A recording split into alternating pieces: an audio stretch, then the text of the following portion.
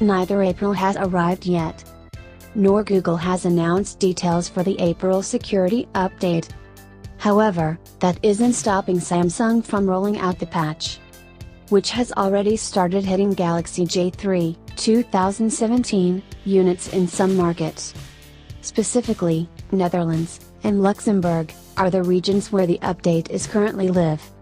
Needless to say, there's currently no information on what all issues are fixed in the patch.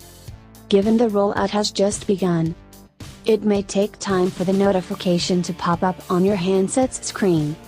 So be patient. What's your take on this? Do share your views via comment section below. And like always, do not forget to like and share this video and subscribe this channel.